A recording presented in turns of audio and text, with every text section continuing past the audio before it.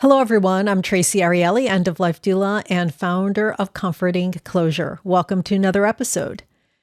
In our last conversation, we talked about the basics of Social Security, how it works, and why understanding it matters. Today, we're taking it a step further. When a spouse becomes ill or dies, dealing with Social Security can become overwhelming. The paperwork and the decisions you must make are a lot, especially when you're already managing so much emotionally and practically. This episode is about what to do in those moments. We'll talk about how couples can prepare for a crisis, what happens when someone becomes ill, and what steps surviving spouses and families can take after a death. I'm joined again by Martha Shedden, co-founder and president of the National Association of Registered Social Security Analysts. She has dedicated her career to helping families and professionals understand and make decisions regarding Social Security with confidence, even in difficult times. So as always, grab a warm drink, find a comfortable seat, and join us for the conversation. Martha, welcome back. And again, thank you so much for being here. It's truly my pleasure. Thank you. Now, last time we talked about how Social Security works. Today, I'd like to get into what people can do to protect themselves and their family when things don't go as planned. So let's start here. When one spouse becomes seriously ill, what should couples be thinking about in terms of Social Security and benefits? That, to a certain extent, depends on their age. So as a younger couple, I mean, as with all things Social Security, it is vital to understand the survivor benefits that will be available, especially if there are young children and a young potentially surviving spouse. That's going to be just a lifesaver for them financially. If we're talking about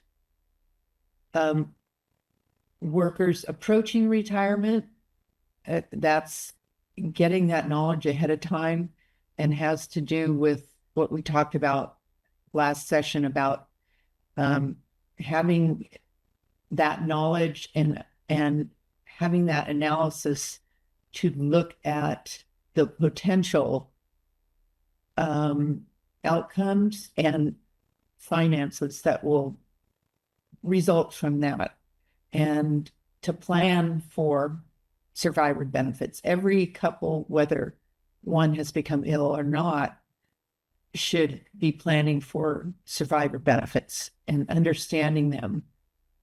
It's the last thing you want to have to try to figure out when we've lost someone or in the middle of them being very ill. So, Does the Social Security Administration website, ssa.gov, does that give good information or a good overview on that? it does, yes. The most difficult thing about the Social Security website, and it's much, much better now with AI, but it's just knowing what question to ask and drilling down till you get that succinct. There's different PDFs and very well explained pamphlets for individuals to read and print out and save whatever they need to. So, and I think that's searching on ssa.gov or just searching on any search engine will hopefully lead you to those. Use the information at ssa.gov. Don't rely on other sources. And of course, we help everyone with that. If they have a question about any aspect of Social Security, we can find that information and get them a link to it so they can understand. Even though I'm an end-of-life doula, I work with people well before they are in the situation where they need me. So I work with people, couples who have young families, who are thinking about their advanced directives and thinking about the future. And so some of the conversations that we have regarding at least health and what they want as far as quality of life are important, and they're very emotional. From a financial perspective, when people are planning ahead, even if they're young, what are the most important conversations to have? I guess I could use a case example that I know, like someone locally that I know. A young couple in their 40s, I believe, and the gentleman came down with a very life-threatening cancer. And they came to me and I helped them with any different scenarios. We looked at what he was been told his life expectancy will be. But we also looked at if there was a cure, and he was, he was fine. But it gave him and his wife and their two young children a roadmap to follow in any case, and to know that they can always come back to, I help them with that analysis. It's in the software and can be updated at any time. And that's the value of working with someone. I think there's a tremendous amount of relief to have that guidance and that, like I said, a roadmap of what to do. I'm a planner. I was a project manager for a number of years. So it's, my husband could even tell you the spreadsheets I make that I walk him through. My poor husband. But I love doing that. Yeah. And I really appreciate how you say you're taking a look at several different options or several different outcomes and what can happen and planning for all of those. It's so important because you just don't know what tomorrow will bring. And I can appreciate that. It's pretty common now that people have financial advisors or are thinking about that. Not many people think about, a Social Security, someone who knows about Social Security Administration or someone who is certified in that. So I think that's just as important. Also finding that ideal person that could help with your, the financial advisor that also is certified and really understands this. They are critical. The financial professionals are critical. As I said before, the decision and conversation about Social Security doesn't take place in a vacuum. It needs to be considering all their other financial resources, their assets, their expenses. When I had my own individual business, I would do retirement cash flow analyses as well as the Social Security. And the Social Security leads into that. Everyone then has questions about how do I know what funds to use and in what order to be the most tax efficient and maintain my lifestyle and my standard of living. And financial professionals who take on that type of holistic budgetary type planning, which has to be an annual exercise, are just invaluable. The financial professional who works with retirees has different things to concentrate on than people who are working and saving and investing. This is decumulation. It's setting up a secure stream of income, your income in retirement. You're not getting your paycheck anymore, but you want to make sure you're having an income stream that will meet your needs and that you understand and you're secure about it and you can get that updated.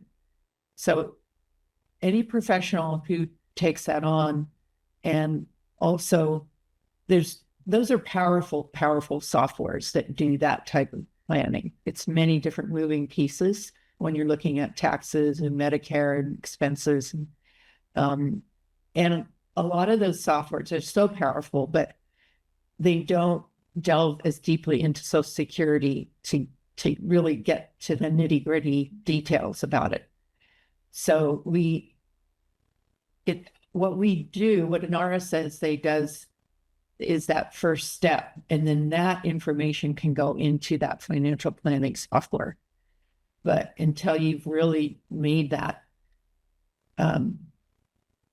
best claiming decision, I think it's the foundation of the whole retirement planning.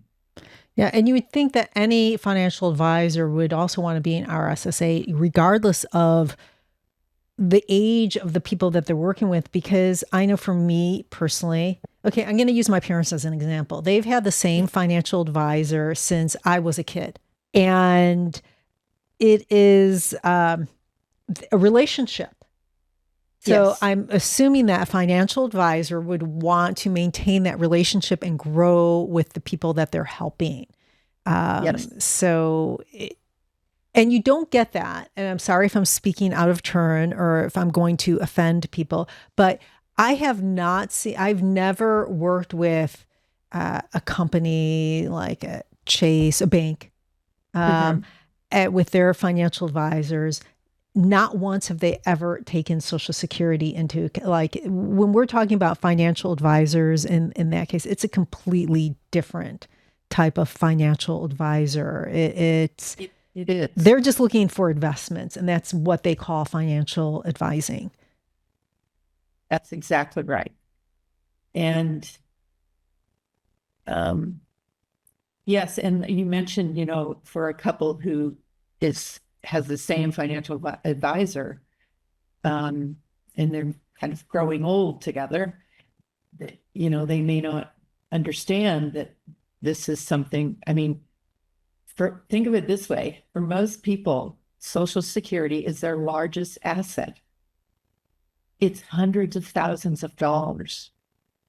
It's not sitting in an account and paying out commissions to advisors, but it is critical to their financial security in retirement. And the best thing about that is that being an RSSA and understanding Social Security is such a value add. Many of our RSSAs don't even charge for doing an analysis because they know that they are valued for their expertise. And that's not just the Social Security decision, but how it ties in with all the other retirement planning, which is included in our modules. You need a team of people: financial, tax, estate planning. It's not just one person. And I think I maybe got a little off track there, Traci, but I'll bring us back. Don't worry. I'll bring us back. It is. So I appreciate it, though. Yeah, it's something that I learned as I wasn't in the financial field when I started working with Social Security, and it was an eye opener. I was in engineering though, and I realized, oh, it's also a very male dominated place. And lo and behold, what about the women? Yep. So, I hear you. Yeah. Now, bringing us back to what we're talking about, many people, they don't realize that when a spouse passes away or dies, the survivor benefits change. That's or often change. Can you explain what happens to the benefits and how timing affects them? Yes. Survivor benefits, like I mentioned before, are special. So normally when individuals go to apply for their retirement or spousal benefits, they are determined to be filing for all the benefits they're eligible for, and they get the higher of the two amounts. So there's a twist on that for survivor benefits, which is wonderful. For survivor benefits, an individual who loses their partner can choose to start collecting survivor benefits as young as 60 and later switch over to their own retirement benefit, which, as you know, now grows up to age 70, or vice versa. They could start their retirement benefit at 62, and that survivor benefit gets as high as it can be at full retirement age. They switch. And to do that correctly and taking into account if the individual's still working, because there's Social Security rules about working if you're younger than full retirement age. That's what all needs to be looked at. But that can be planned for ahead of time and adjusted. So all couples who go through, work with the RSSA, that's a primary focus, is that survivor benefit. It's not just what they're receiving each month. It's what will the eventual higher survivor benefit be, because when one person dies, they are eligible to collect the higher of the two amounts. And so, like we talked about before, if the gentleman passes away and had the higher benefit, the surviving widow would receive that amount.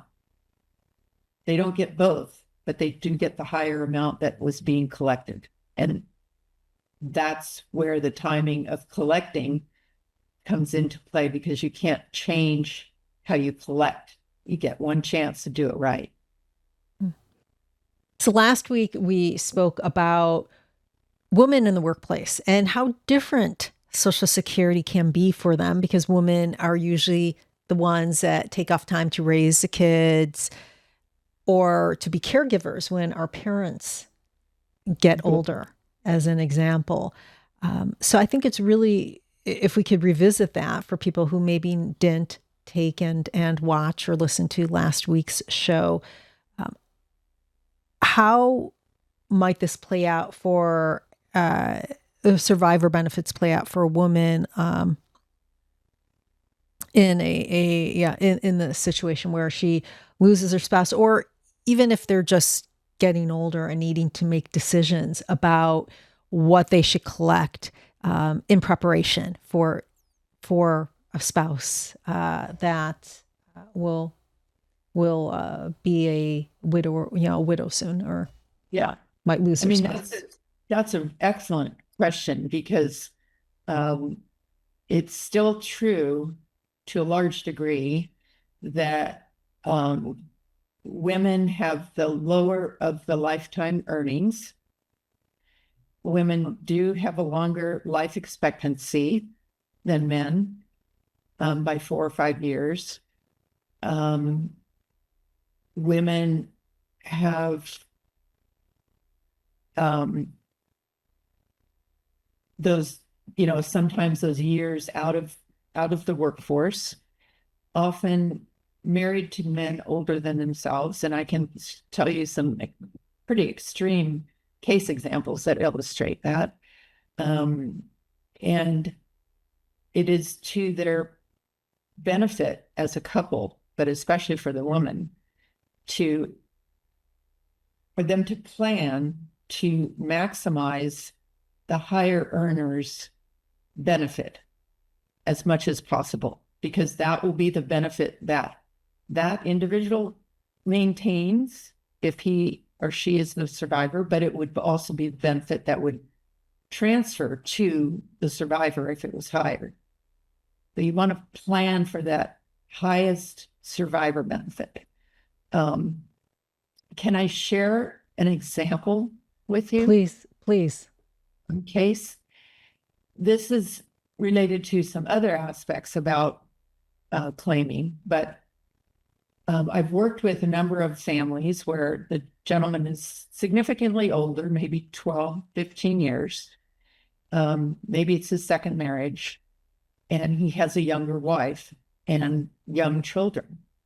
Now, when one parent claims retirement benefits, based historically, the Social Security rules, that allows the children of that retiree to collect child benefits up until age 18.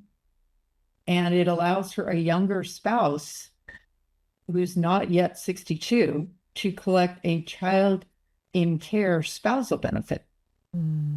So individuals hear about these rules and they think, oh, if I start collecting my retirement benefit now, my family will also collect these other benefits based on my earnings. There's a maximum they can collect, but it's a large amount. But in those cases, especially if the wife, whoever's the younger of the two, and the higher earner starts collecting at 62, that's not going to be the optimal survivor benefit. And that individual could be a widower for 15 or more years. Does that make sense? Yes, it does. It does. Now, another scenario, a husband or wife is approaching the retirement age while their partner is undergoing long-term treatment for an illness. And I see this a lot. How should they decide when to claim Social Security? In these cases, are those individuals collecting Social Security disability insurance? I had one client that was not, because he was sick. He got sick and he was already, they were well enough off that they were waiting to collect Social Security. But what I do usually see is that there is usually a person who is collecting Social Security. At least one of the partners is collecting Social Security. So the Social Security, if someone has a qualified Social Security disability insurance, if they're that ill or meet those requirements, which is the most difficult disability insurance to meet, the requirements for, like I mentioned last week when we talked, that is based on that individual's earnings record. And they are given a benefit amount that is equal to their PIA. Remember, that's the amount at full retirement age, based on the number of years they worked up to the time they became disabled. So they're really receiving at a younger age what they would receive at their full retirement age. We have a problem talking about accepting death, talking about illness. So the majority of people that when I'm working with them, they're not thinking about getting disability because it's not registering to them that they're really sick. They don't want to look at that. So many people don't get that, don't claim that Social Security disability benefit. It's important to plan at that point, depending on what age they are, if one or more has collected. There are two instances where I say that once you make a Social Security claiming decision, that's it for the rest of your life. But there actually are two times when you can change it. The first is within 12 months of claiming. And I worked with an individual this happened to, and they were going to wait to claim, but then they became ill and weren't able to work, and they decided to claim at that time. So that's all, it's not always wait as long as you can. So they actually changed their application in those first 12 months. The other thing is if a couple is facing those circumstances and they're both collecting, or one is at full retirement age, we are able to suspend our benefit and help it and it'll start to grow at 8% a year. So that might not fit so well into the whole survivor thing, but there's these instances where people can change their mind due to change of circumstances. Or they had planned to work a certain number of years, but that wasn't going to be possible anymore. So that's a reevaluation of that decision that they may have settled on. It's not we can work with people as young as they want, but definitely in their mid-50s to help, because we're counting potential future earnings in that calculation, and that can change. But you can start planning and check back in when life happens, something changes, and keep getting that updated information on what is the best thing to do. When should couples start to really focus on Social Security or have those discussions? What types of things or paperwork should they be gathering before a crisis hits so that they aren't scrambling later? Well, we mentioned this last week. The first thing is make sure you have a My Social Security account at ssa.gov, and you have access to that to get the information you need. Definitely start planning early. Don't wait till you're coming up on 62 to decide. Start in your mid-50s. It's never too early. And as I mentioned before, it's really that first big financial decision, perhaps the largest financial decision that most people make about retirement. And so that gives you that time to plan ahead, to anticipate and react to any changes that occur in those years prior to becoming eligible, and to pivot as needed. Whether that means one or the other, the couple are not able to continue working as long as they thought they were, or any number of other changes. So that's the before. After a spouse dies, what should the surviving partner do in terms of Social Security? The very first thing they should do. The very first thing is to make sure, and usually the funeral homes will do this, that the death certificate gets submitted to Social Security. And that's critical for survivor benefits. And then as soon as possible, to file for those survivor benefits. Now, survivor benefits cannot be filed for online, so they need to set up an appointment with their local office, whether that's an in-person appointment or a phone appointment, to make that application. And more than likely, the survivor is collecting their own benefit, and there's a decision to be made when they might switch over to survivor benefits, or if that individual was not collecting yet and is 60 or younger, there's different scenarios that they can follow. But Social Security, besides the death certificate and then each of the couple's earnings records, that Social Security will have what they need to calculate that. I have gone with people to the Social Security Administration, the offices, because that's part of what I do, because it's very emotional. It could be very emotional. It's really tough.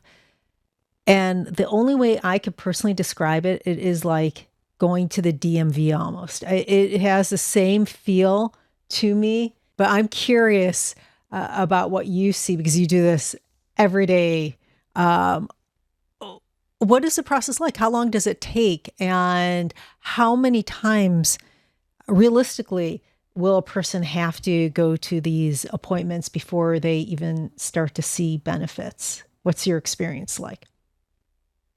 I actually, I have seen mostly that those benefits are started quite quickly. Um, but there's so many different circumstances involved in that. Maybe they didn't get the death certificate, or I don't know, there was other information missing. I'd be interested to hear your story, Traci, about helping people there. What have you seen? Well, as I said, it's very DMV like. It's really it's not so if you can go with someone that you trust that is going to be supportive of you because it feels like a government agency. It really like any other government agency because it is. I mean, but It's you're not going to get any warmth usually. You're not going to, um, they see dozens of people each day. So it is, I expect to go more than once. Fortunately, that is, I do hear that about not just survivor benefits, but other situations. And a lot of times when someone reaches us, they've gone through multiple efforts to get answers to their questions, whatever they're about, could be survivor, other. Um, and they know that they have a feeling it's, well, they got different answers. So they don't try. And you are exactly correct that that is critical, I think, as with anyone who's very ill, to have an advocate with you, especially for survivor benefits. One of my sisters lost her husband 2 years ago, and I just made sure she, made that appointment and went down there, and whatever questions she had, I was able to help her. For individuals who work with us, we actually have this software analysis report that shows what should be expected. And with as with medical professionals, we need to advocate for ourselves or have someone there, and we need to push until we get what is right, unfortunately. And I haven't been in an office with individuals, but I've been on phone meetings, and I'll ask questions because I know the questions to ask, and they have to go check it out. They're not used to having someone ask them questions, but that's the value of an RSSA, is to help individuals at those times, to support them, maybe not to be there physically with them, but to just reiterate that what they know is correct, and you need an explanation from the Social Security Administration if they're not showing you that. Can you talk about common mistakes or misunderstandings that you see families make when they're managing benefits after a death? There's a certain segment of survivors that don't even realize they're entitled to survivor benefits if they're divorced. I don't know if you see any of those cases, but that's one of the reasons that the benefit is underclaimed, because this is for divorced spousal benefits as well. But if a couple was married 10 or more years, they are entitled to ex-spousal and ex-survivor benefits. And that is something many, many people miss. I just met with a friend of mine whose mother is 87, and her ex-husband passed away just a few years ago, but she didn't realize that she should go apply for survivor benefits. And her existing own retirement benefit is very small. And so I'm helping her do that. What happens if the person remarried? They got divorced, same situation, but the gentleman remarried. I'm curious what happens in that case. It doesn't matter if as long as she's as long as she's 62 or older,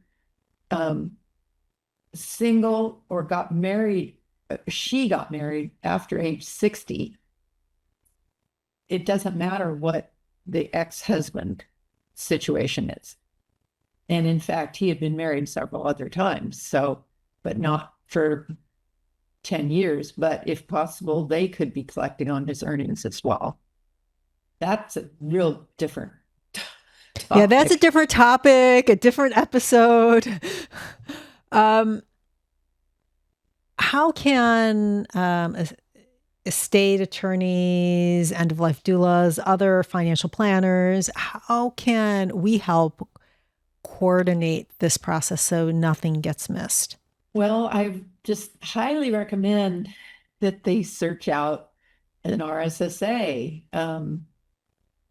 There are other individuals and companies that help with this, but we are unique in that we provide that education. And hopefully you can tell from talking with me that unless someone's really educated on all the rules, they can't even interpret a complex Social Security analysis on a software, because you don't know why this benefit changed here or why there's an earnings test deduction. I mean, it's critical that someone that's helping individual Social Security understands and is very educated on the topic, and then has the use of up-to-date, very detailed, rigorous software, and has the support of our company, as they are RSSAs. We deal with many RSSAs every day with case questions that they have. So we're there to support our RSSAs across the nation, whether it's a question about the software analysis or just the case, or I had a question just a couple days ago about young children and a surviving, I believe they had lost their father. The question related to if the mother remarried, but those children's benefits were based on the deceased father. They had nothing to do with the mother. So that's the kind of support that we provide for people. A last question. What are some warning signs that someone might be getting wrong information about their Social Security options? You don't know what you don't know. Well, I think that messaging that you hear when people say, I've talked to many, many people when they know I'm knowledgeable on this, and they'll say things, oh, I'm just going to collect as soon as possible because it's not going to be there for me. That's a big warning sign. There's misunderstandings. There used to be several rules that applied that have now been repealed that related to pensions, but those have gone away. But it's mostly when you hear a response that it indicates they really don't understand the complexity of it. And maybe they're still working and they're thinking, well, I'm going to claim at 62, I'm still working. Well, the earnings test is going to limit how much Social Security you can collect if you're still working and you're less on full retirement age. So, Martha, thank you so much for being here again. Both times, I appreciate it, and just the practical advice that you've supplied, the knowledge. Before we close, how can people learn more about your work and get in touch with you? They can learn more about our work at www.narssa.org or www.rssa.com. And you can reach me at mshedden@rssa.com. There's a tremendous amount of information on our websites if you want to learn more. Thank you. Listeners, I know these conversations aren't easy, but they matter. Planning before crisis, understanding your options, and knowing where to turn can make an overwhelming situation just a little more manageable. The more prepared you are, the more space you'll have for what really matters, being present with the people you love. Thank you for joining us. If you have any questions, please comment below or reach out to me directly. And if you found this conversation to be helpful, please like, share, comment, and subscribe. This is Traci Arieli from Comforting Closure, wishing you peace and comfort in your journey. Until next time, take care.